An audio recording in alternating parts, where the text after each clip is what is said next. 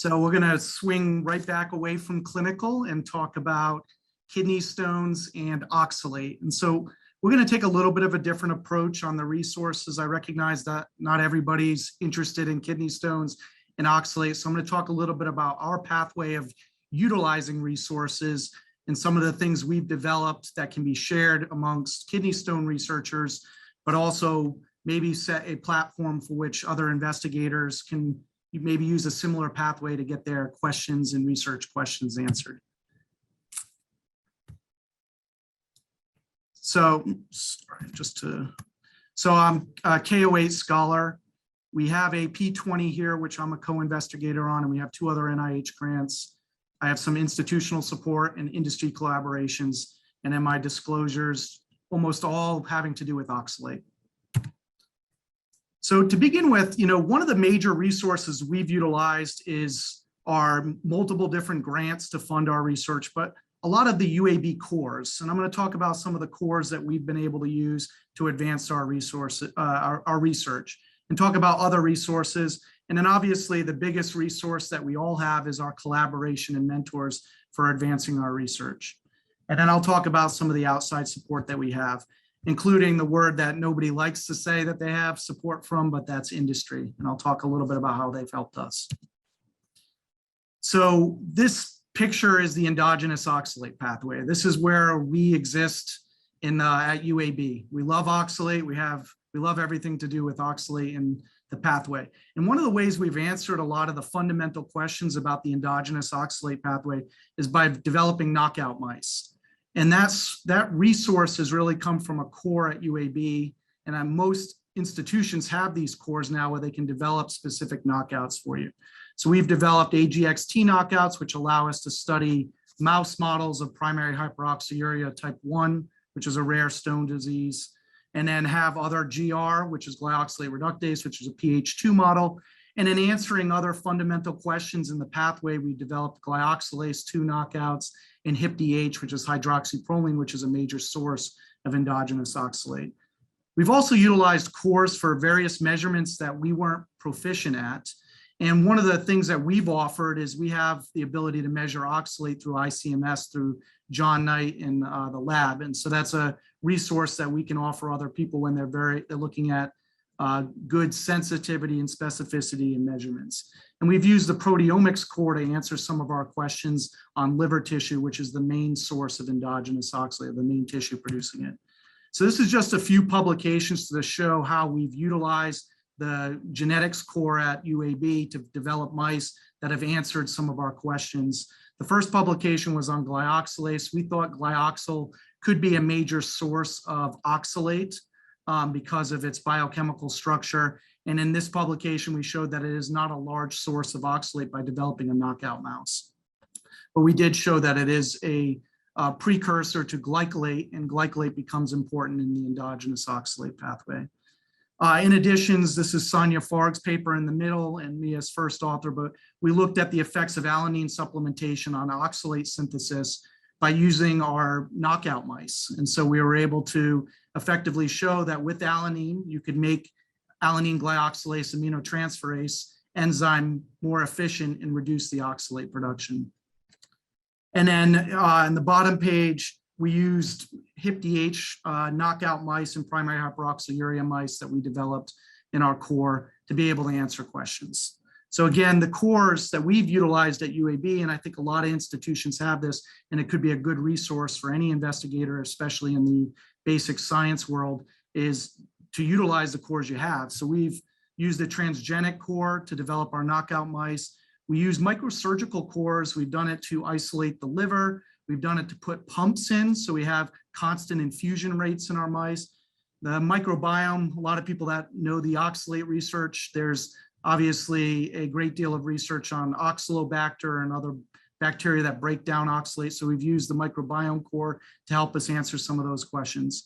In our human studies, which is the P20 and how we're phenotyping stone formers, we've collaborated with the Nutrition and Obesity Research Center at UAB and used a metabolism core where we can get fat distribution measurements and correlate it with our oxalate measurements. And then, as I stated before, we've used the mass spec and proteomics core to answer some of the lab values and sample handling that we couldn't do ourselves in our lab. And then even though this says the neuroimaging core, we've had intramural funding at our institution to look at MRI of the liver and fat distribution throughout the body and its correlation with oxalate. So again, one of the major resources I think we all can use is really look around your institution and find the expertise that you need and answer the questions you can't answer in your lab. Again, probably the biggest resource we all have is our collaborations and our mentors. This is just the collaborations that we have within our own institution and within the urology department. We have multiple PhDs and MDs that collaborate together using all of our expertise to kind of answer these oxalate questions. Some of the graphs, not important. John presented a lot of it earlier, but we're really trying to get at the dietary and oxalate contributions to the urinary oxalate pool. And each of us kind of have a special love for a certain part of oxalate and are trying to answer that question. So when we collaborate, we're able to provide a whole lot more research answers to the community.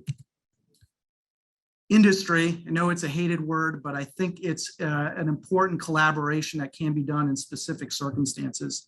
We've published on the bottom left-hand corner, you can see a graph that we published. We were able to have a company develop RNA interference with GalNAc attached to it, which allowed us to do liver-specific targeting of enzymes.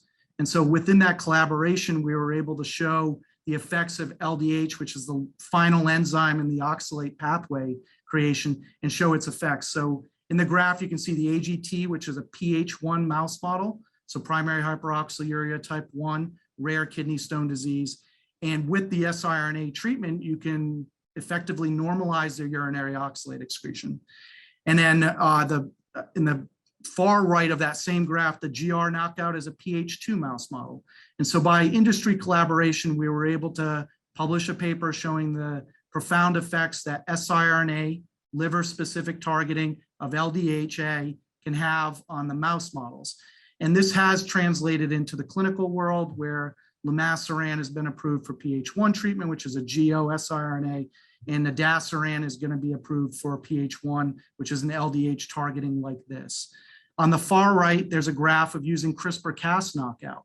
So here we're able to deliver, we asked a company to develop CRISPR-Cas knockout for us that we can deliver through lipid nanoparticles and by tail vein injection in our knockout mice. And similarly, targeting LDHA with CRISPR-Cas, we can effectively normalize urinary oxalate excretion in these mouse models. So I think there's a role for industry in being able to get the resources you need to be able to study the pathways you want. And these is just two of the publications that we published on the collaboration we had with one of our industry partners and the developments that the molecules that they developed for us. So at the heart of everything we do, which is what John talked about earlier, is we're really trying to answer this: where does oxalate come from? On the far right, you can see there's multiple different sources and precursors. And one of the things we're doing in the P20 is really trying to phenotype these stone formers. And on the far left, you see ascorbic acid, which is a major contributor. And with those sources, we've done a lot of C13 isotope infusions of the various precursors and get to steady state. And this work's been done by the many people in our lab, not me specifically, but John Knight, Sonia Farg, and Joseph Crivelli, who is one of our fellows here. And we were able to determine the contribution of various precursors to oxalate pool.